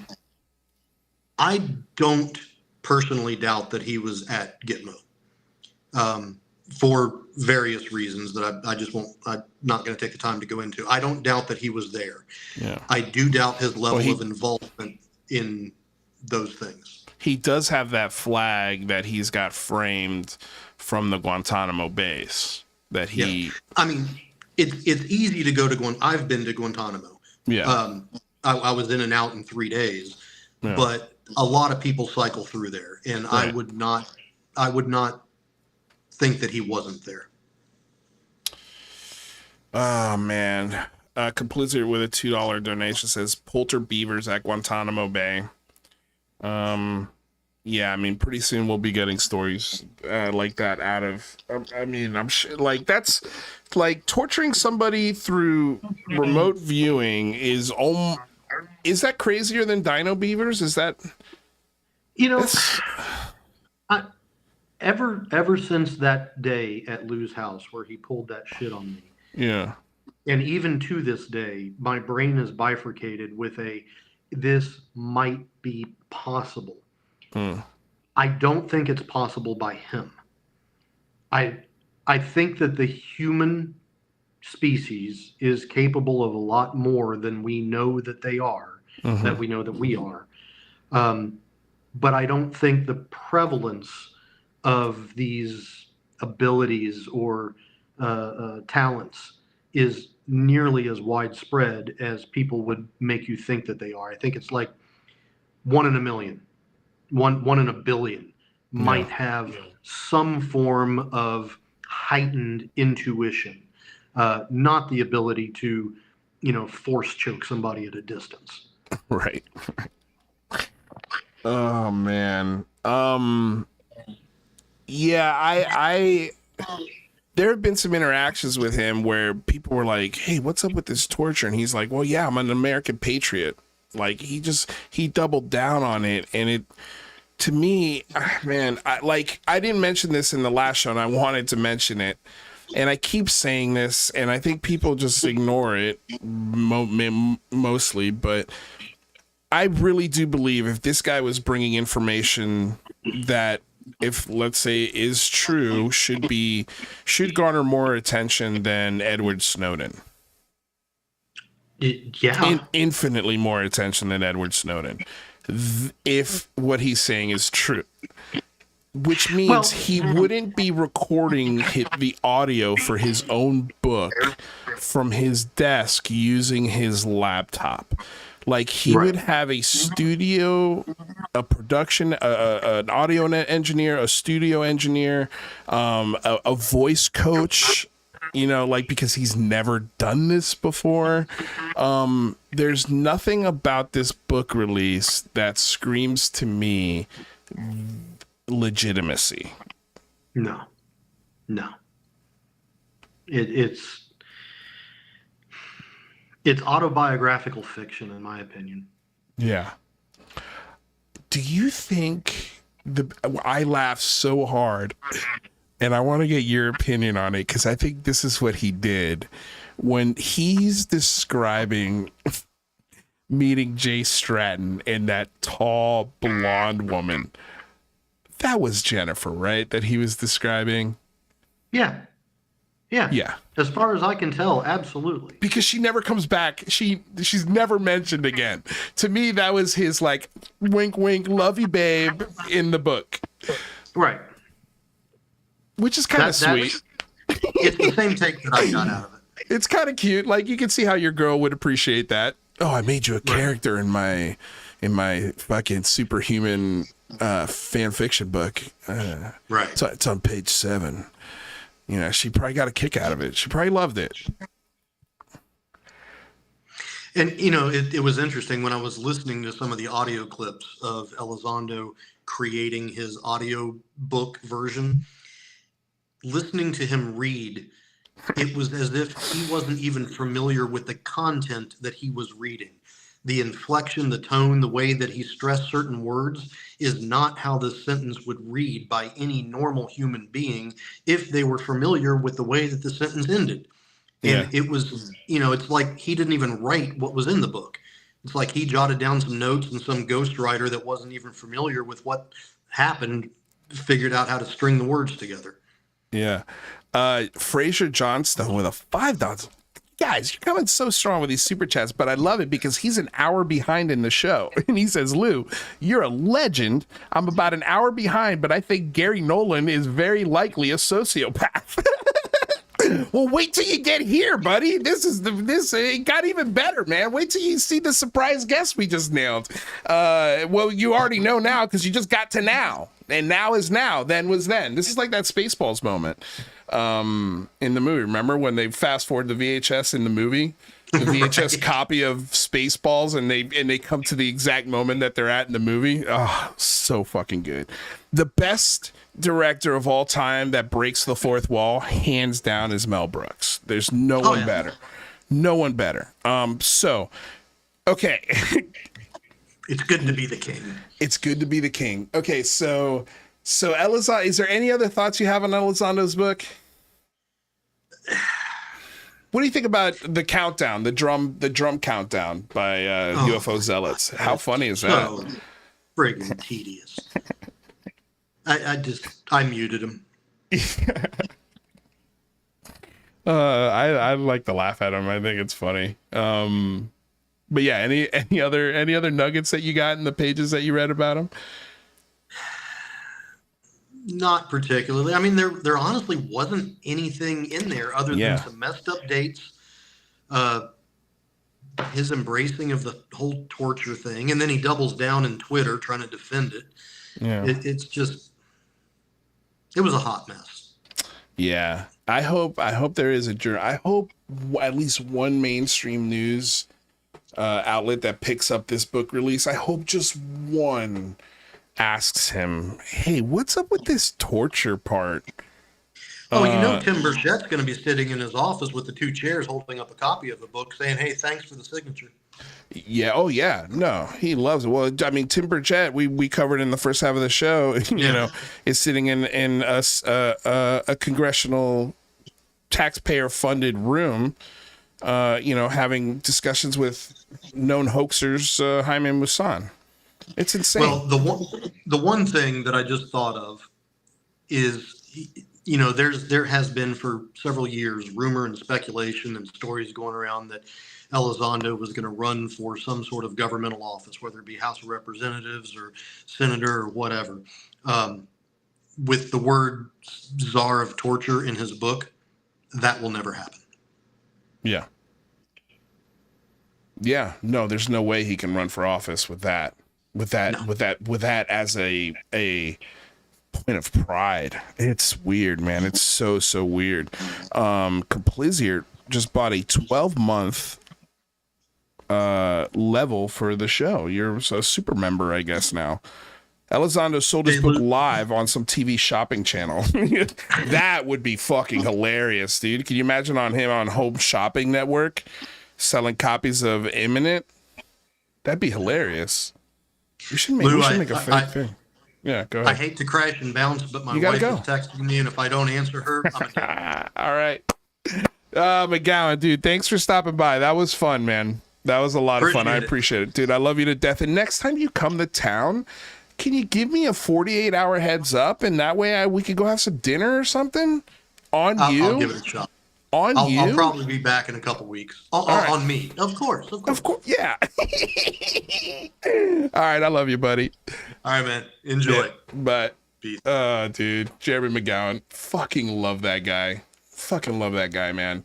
And yeah, like he was yelling at me a year and a half before we had our fallout with Lou. Fucking watch out for that guy. Watch out, man. Watch out. And I had to see it for myself. And boy, did we see it. Did we see it, man. You guys, thank you so much, Complizier, for coming in with a 12-month sub to the channel, man. Holy shit. Thank you. That's incredible. Incredible. Thank you guys so much. Hydrogen Fuel Technologies, I've seen you in the chat. Thanks for hanging out. It says, LOL, fucking haterade. These guys drink the fuck out of it. Oh, is that me? I'm going to buy the hard copy because of how big of a haterade hard on these dudes have for Lou Elizondo. Well, we've worked and hung out and chatted and chummed it up with Lou Elizondo many more times than you have. And you've got a group of people who have also interacted and chummed it up and worked closely with the guy. And we're all friends until we weren't. And there's more of us that have been in that circle that have left that circle than there are people left in the circle. So thanks for watching the show, though. Thanks for being here. Appreciate it. I'm glad you're hate watching and that you're drinking up the haterade. All right, let's get to one question here from Keating, and then we're going to get to one of the audience questions that he answers, because I think he drops a really interesting nugget there. So let's get to this part first, because this addresses sort of all of the UFO prophets of profit that we talk about a lot on this show. But let's take a listen here. Narrative that surrounds, and this is such a rich environment, for characters, for almost caricatures of people. I mean, you've got billionaires, you've got rock stars, you've got egghead scientists. You've got billionaires, Robert Bigelow. You've got rock stars, Tom DeLonge, Dave Navarro. You have Avi Loeb and Gary Nolan, Right. Avi Loeb. I know Avi Loeb is good friends with Keating. I know he says at the end of this interview that Avi got him the interview with Sean Kirkpatrick, which is interesting. But, these two examples, I'd love to sort of pick Keating's brain on why Avi Loeb's colleagues kind of despise Avi Loeb. They're sick of his shit and all of the things that he's doing from a scientific perspective that throws all of the work that astrology has done right under the bus. And he got called out for it. So I'm curious to know what Keating thinks about that. And also Nolan, again, an immunologist. He's not an astronomer. He's not a metallurgist. He's not a biologist. He is a cancer researcher. I guess you could say he's a biologist. And he's sitting here making definitive statements about things that he doesn't know. I mean, we just played a clip where he doesn't apply the scientific method when it comes to talking about UFOs. He skips a few steps. He even said it himself. I mean, the woo is right around the corner and we all know it. No, we don't. Only you know that for some reason. Only people that are still on the inside of this cadre of stupidity are the ones who get the inside info now. I used to get dates and shit like that all the time, and they all have come and passed. And these dates will also come and pass. And nothing will have happened that moves this discussion forward whatsoever. So enjoy the blue flavored haterade.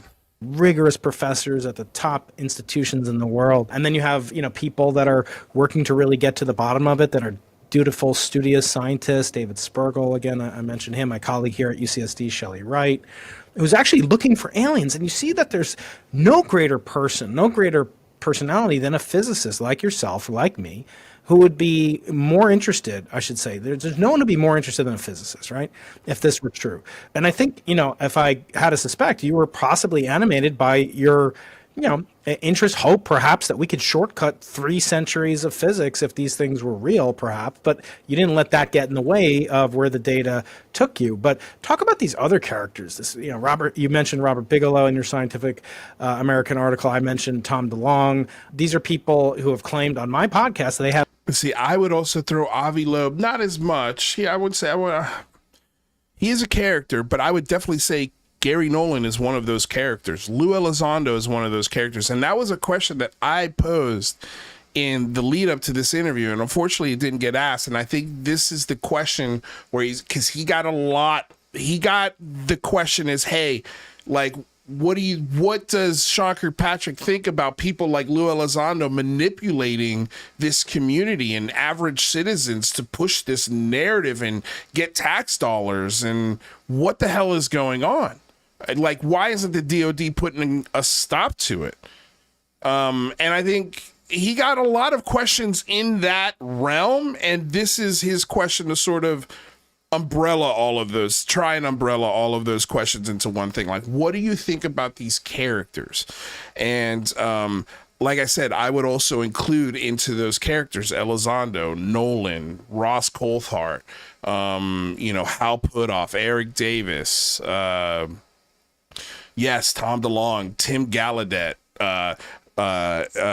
Dave Grush, Jason Sands. Like, all of these people are, not all of them, but a lot that I just named are former retired DOD guys who are, in some cases, positioning themselves and lobbying lawmakers for tax dollars. What's up with these characters? They have evidence of alien technology that has, crashed. They have it. And then when I ask them, well, can you give me the chain of custody, Tom? Where did no, we lost provenance to it, here, but everything else.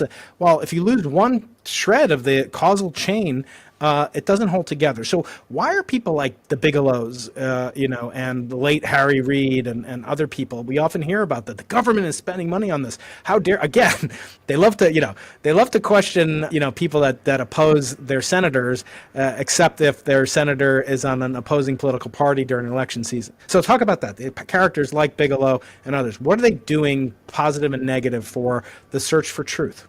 Nothing would make me happier than to uncover the evidence to say, hey, here, I found them. Here they are. Let me roll them out for you. But that didn't happen, right? The evidence does not support that. None of the evidence. And it's important to note it's evidence, right? Just because somebody said, something and they heard it from somebody else or they saw something. Humans are fallible, right? They are fallible. They are subject to optical illusion. They're subject to their own interpretations of sensors, their own sensory perception, right? But it's data that is the coin of the realm, especially in something like this. It's data that's coin of the realm. This guy plays Dungeons and Dragons for sure. He's man, if I had this guy on my show, I would just seriously, the first half would be getting to know what he's into. Because I bet Dungeons and Dragons and like, I don't know, I'm thinking Lord of the Rings, the World of Warcraft, possibly, maybe, kind of nerdy kind of guy. I don't know, that's the vibe I'm getting. So I'm cool with that. I'm very cool with that. But yeah, it's coin of the realm data. And even Keating says, like, you know, when DeLong comes up to him, it's like, yeah, we got the evidence. Okay, cool. Tell me about it. Where does it come from? What's the chain of command? Where exactly did it come from?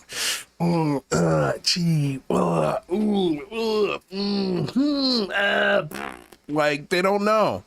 They don't know. It's just a trust me bro story. He was handed down from a trust me bro to a trust me bro to a definitely trust me bro. It's all good. Just measure it, man. Put it in your little machine and let's call it an alien spaceship, man, because that's what it is. Nope, it's not. That you've named, right? I can't think of anything that they've done that I would say is positive in the search of answer to this question. He can't think of one positive thing that any of these characters have done to add clarity to this discussion. Again, that's Knapp, Elizondo, Mellon, DeLong, Knapp, Corbell, all of them. Linda Moulton Howe, all of them. There is no data for this. And just listen to how sad this makes Dr. Keating. It's... And why do I say that? This piece of material was claimed to be from, a crashed UAP, right? No provenance, as you pointed out. They think it came from the Roswell. Nobody can say for sure because they lost chain of custody. They don't know where it came from. It got bought and sold, and now there's this belief. Okay, so you take that. It gets pointed to as the evidence. This is the evidence. Therefore, we must believe. Okay, well, once we got a hold of said evidence to actually go measure it, investigate it using science. Science does not support said thing. It's not even extraterrestrial. It's terrestrial. We know pretty much what it is, and we know probably what it came from. But we can't say for 100% that it was definitely a missile casing. I could say it's probably a material that was used in the aerospace industry back in that time. But the isotopic ratios do not support anything other than Earth-based. So all of the crash material, all of the isotopic discussions and ratios, all of the Roswell bullshit, all of that is bullshit. All of it. Because when you put your little precious alien metals under a fucking microscope, there's nothing extraterrestrial about it at all. And they put out the paper that shows that. So unless you want to debate whether isotopic ratios are definitive in that answer, along with all the other spectrum that was taken, you can't really debate it anymore. So why do they do it? I get asked this question a lot, Brian. I got asked it in Congress. I got asked it behind closed doors, on camera, off camera. Listen to this answer. All the time. Why do people do it? And my job was not to determine intent. Let's be clear. My job was not to determine intent. My job was to determine truth and then let other people figure that out. People do things for a variety of reasons. There's fame, fortune, there's power. Their drive for power is, you would be surprised how much that one comes up in this. Not after this fucking picture, I'm not.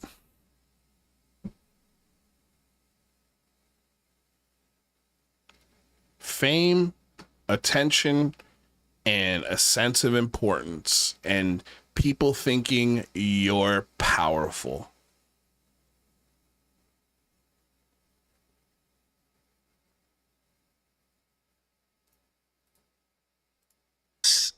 You think it'd just be money and fame, but the ability of people to say, I helped ghostwrite the legislation that Christopher Mellon, Lou Elizondo. force the Pentagon to go do this, right? I've had 3 people tell me that. They like to say it a lot. It's like, okay, well, that's great, but you know what? And if you're in the government long enough, you pretty much all end up helping write legislation at some point. And then there's misperception, the misinterpretation of things that are real that you just don't understand. Then you're down to its belief. And once you get into its belief and not evidentiary-based fact, now you're almost into a religious discussion, right? Because you can combat belief. And I've told people this before, right? I can put out all of the hard evidence in science that will, unequivocally say this is not that. Just like this piece of material that the report came out, last week or a couple of weeks ago. Finally, that was another thing that we finished last fall, and it took this long to get released. But you could put all that out and people are still going to believe. And they're going to believe because they want to believe. And in today's, and I've heard this from a couple of people. I mean, I get emails all the time. And I've had a number of people concerningly, because, it actually makes me worried about where these people are headed. But I've had people say, look, the state of the world today is such that I'm scared. This is horrible. We're all going to die. This is all bad. And, aliens are going to save us. It's not necessarily that they believe aliens are going to save us. They want to believe somebody is going to save us. Right. It's eschatological in a lot of cases. And I think that's part of the human impulse and the human urge. And I think that there's no reason to suspect that they would save us. I mean, I always say, if you want to find life, just go, a couple miles off campus here, and there's an ocean full of life with trillions of viruses per cubic centimeter, and yet we still dump a lot of trash into the ocean. So the question is, what will change the day after we really discover aliens? And I want to take you back to some of these, very evocative. I mean, we used to do a really good job of naming these investigative programs, and I want to read to you some of them. So this is they talk about Blue Book here, which is interesting. But the thing I want to get to is these. So just a couple of questions from the audience. And there's one here in particular. I got to scrub for it, and it's, I believe, the last question he answers. Let me see here. Perhaps after the book comes out, claims, these kind of negative energy curvature, all sorts of things that do violate the laws of physics as we understand them. How do you as a physicist react to those claims that you don't have enough physicists on it? We need the top, string theorist or, whoever working on it. I claim. So there might be 2 questions here. This is an interesting moment here too, because here you have 2 physicists talking to one another, and you got one physicist asking, well, why aren't more physicists into this, man? Like, we've got so many people talking behind the scenes, and it seems like there's a fire to this smoke a little bit. And listen to the response he gets. Claim those would be irrelevant because you'd really want a metallurgist on board. But how do you react to those claims that you don't have the right people or the government doesn't have the right people on the job? Well, first of all, nobody knows what people we have, do they? The only people they've seen are me and a handful of others. So we had access to all of the scientists across the entire interagency. And you don't need theoretical physicists because nobody has produced any evidence of anything that violates the laws of physics. Not a single shred. Right? So there's a lot of people that say it violates the laws of physics. Well, based on what?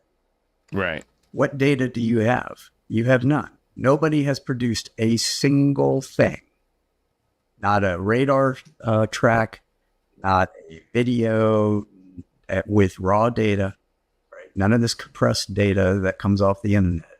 So any compressed video that you get off the internet is not analyzable for anything that's defendable, because image compression does all kinds of interesting artifacts to your video.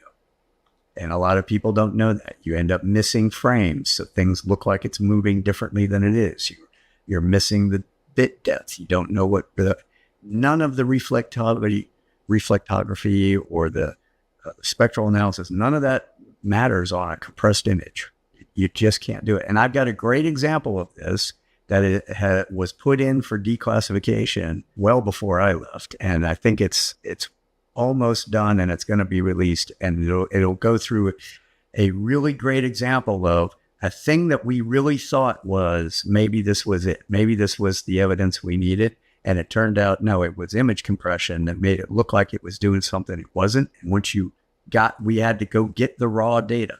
We've actually finally tracked down some of the raw data. It didn't do anything that they thought it did. Yeah, I pointed out when There was a real weird audio thing, and that was on Keating's, and I don't know what happened there, but there's no data.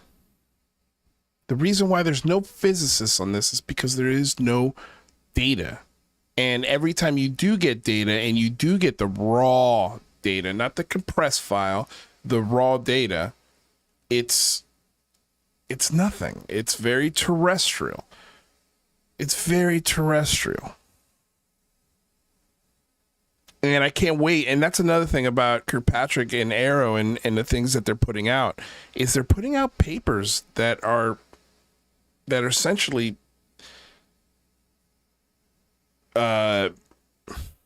miniature experiments in a way. They're testing these theories. They're declassifying things. They're using examples of a compressed video on why it looks like it could be something extraordinary. And then when we actually get the raw data, it turns out, no, it was the compression that made it look extraordinary. And these are the things I think, you just heard that, the recent paper that was released, they put that in for release last fall. It just got released in July and summer. Almost took 8 months to get that out. That's how slow this process is. And I'm sure it's frustrating for people like Kirkpatrick, because he just wants to fucking put it out there. Just squash the fire as quickly as possible. When I spoke of the Joe Rogan experience, I told Joe, in 1945, a guy named Luis Alvarez made a type of spoofing technology that made the Germans think that Allied bombers were receding when in fact they were coming closer, and he used the inverse fourth law power. And that, if you were a German, physicist, look, you say, oh, these things defy the laws of physics. They're moving faster than the speed of light. So yeah, you have to be very careful, and I'm excited to hear about that. Last question for me. I know you got to run. I'm depressed hearing what you've gone through, and even reading some of the questions from people that follow me. And Keating's depressed because he's talking to a physicist and he's looking at the questions he's getting, and I think in real time a little bit anyway. I don't know, I can't speak for him, but I think there was a hope that, hey man, maybe there is something to this. Maybe there is something really cool here. And I think there's two things here. The first is, I understand why you're bummed it's not aliens. I get it. I get that better than anybody. Okay, so you found out it's not aliens. Now what?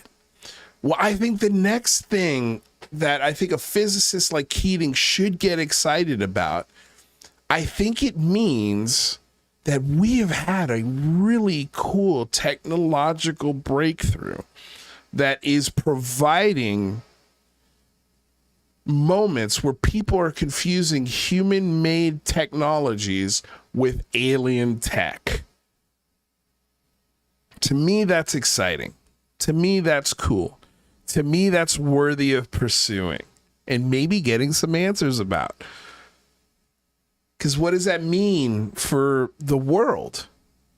Again, I love using the drone swarm technology as the beautiful example as to how something that we take for granted today was made at a time that put somebody in a mental institution because they were filming it above military bases and thought it was alien, and it turned out to be drone systems. And with just a little coaxing and twisting and sprinkled little facts here and there, fake facts, all of a sudden that person has got a full-blown belief system and is confusing our tech with alien technology. And why? Because we simply just don't want that citizen to know what we're working on. But listen to why Keating is sad. It seems hopeless. It seems pointless, and I wonder, when you think about the future of AARO and so forth, hopefully this won't be the end. But given everything you've been through and the harsh treatment and really thankless job, I mean, where do you see the future going in this field when there's been, as you say, a whirlwind of tall tales, fabrication, secondhand and thirdhand retellings, and outright lies? So, looking ahead, what do you see as the most important steps for the next AARO directors in the scientific, physicist study of UAPs in general? I also think one thing that Keating thinks here is that I don't think Kirkpatrick genuinely cares about what the question that Keating just asked. Like, he's not into the UFO topic at all. I think he did this begrudgingly. This whole thing, this interview is begrudgingly. I hope he sees the value in these interviews that he does, and I know he hates doing them, but I think they're valuable because every time he does speak to somebody publicly in a forum like this, I think it adds more rationality, more when you could take a physicist who was interested and excited and giddy about UFOs and bring him back down to reality with the reality of the situation. I think that's a good thing, because I think he's going to be a lot more careful in the future when he's talking to a Tom DeLonge or a Corbell or a Fravor or a Dietrich, because they can be wrong. They are fallible. They are human. And their misidentification and misrepresentation of what they experienced,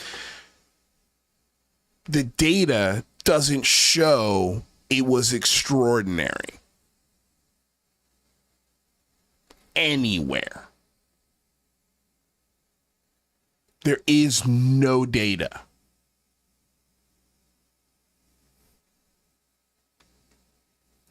This is a larger problem than just AARO.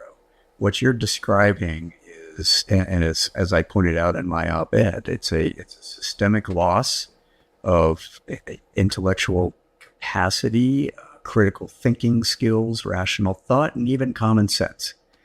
And it's a loss, and he's talking about people within the intelligence community. It is a big national security problem when you've got intelligence officials and intelligence community members, officers, who believe UFOs are visiting and aliens are abducting people. You do not want that person making national security decisions. I'm sorry, I don't. Especially when they have no evidence of it. They're just believing stories and taking their belief system and attaching it to the things they see. And Tim Gallaudet is a perfect example of that. This is a guy who put his kid on a fucking ghost hunting show. He put his family on a ghost hunting show. And then 6 years later, all of a sudden, he's a UFO Navy whistleblower that hasn't whistleblown or seen shit. He hasn't seen anything firsthand. He's just taking the stories he believes and using his credentials to then make himself relevant in a very niche, stupid topic. I don't know. And the general populace has lost respect or even understanding of scientific method, science, and how do you go about discerning truth from fiction. And all you have to do is go to a Twitter space to fucking confirm that for yourself.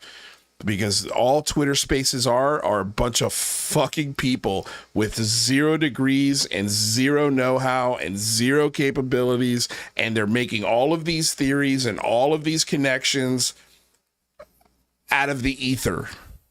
There is no backing of any sort of degrees. There's no physicists. There's no biologists, no astronomers in these discussions. It's just people. Just saying shit. Fiction. And it is getting worse, and it pervades every aspect of our society. I am depressed because I don't see that improving. The only way that's going to improve is through education, information, and whatnot. And we are hamstringing ourselves in educating and in providing information and in validating truth. And instead, we are getting our gospel from social media or the internet or the 24/7 news cycle and how many clicks can I get, instead of actually stopping and asking yourselves, does this actually make sense? And if so, where's the evidence, right? So all these people, right? Great. You want to believe what you want to believe it. Stop wasting taxpayer time and energy to chase it for the purposes of getting some of that taxpayer dollars, put into your pocket. That, to me, right there was everything that we've been saying on this show for the last 2.5 fucking years.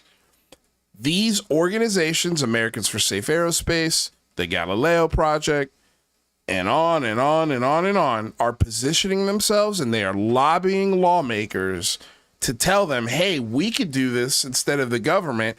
Give us the taxpayer dollars, and we'll give ourselves some fat fucking paychecks to study nonsense, just like they did with Bigelow, just like they did with the OSAP program. Listen to that again. Wasting taxpayer time and energy to chase it for the purposes of getting some of that taxpayer dollars, put into your pocket, which is a whole other story. He just told us right there. This is a group of people who are disgruntled government employees and know how to take advantage of wasteful government spending and are lobbying the government to spend billions on bullshit so they can put it right into their fucking pockets. It's a scam. It's a big fucking scam.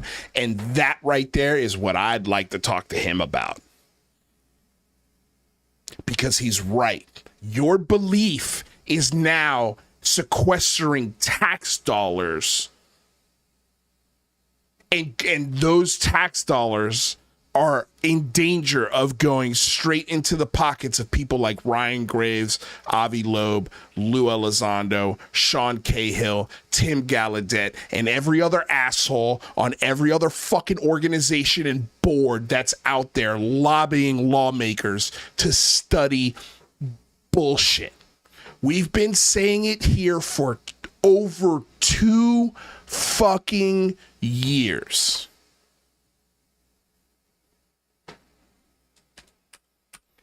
This screamed at me.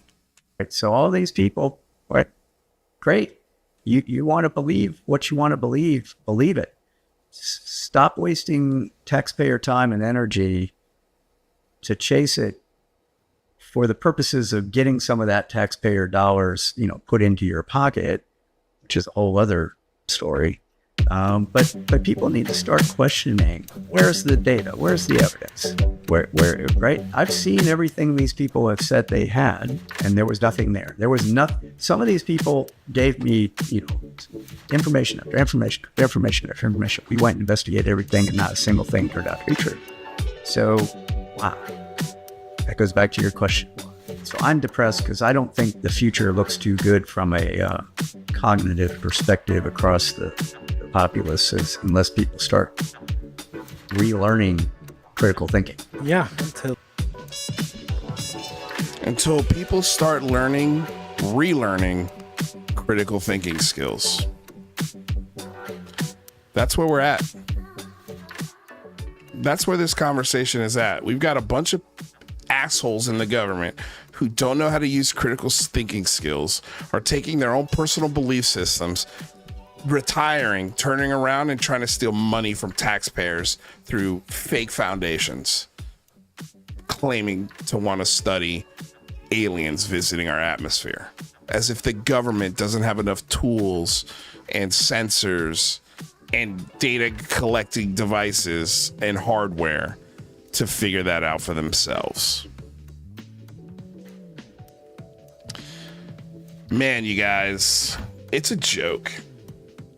It's a joke. And you guys should be pissed.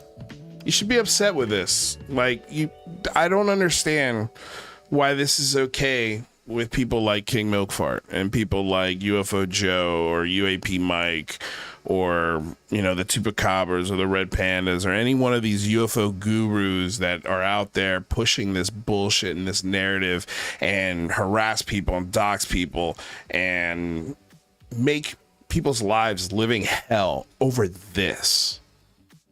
Over this. It's insane. Absolute insanity. You guys, that's the show. That was a fun show. That was a damn fun show. We had Jeremy McGowan come hang out. Dana Shadell. What's up, girl? Thanks for being here. I would be fun to hang out with at a bar. I can tell you there's a lot of people out there that have hung out with me at a bar. And they always have a good time.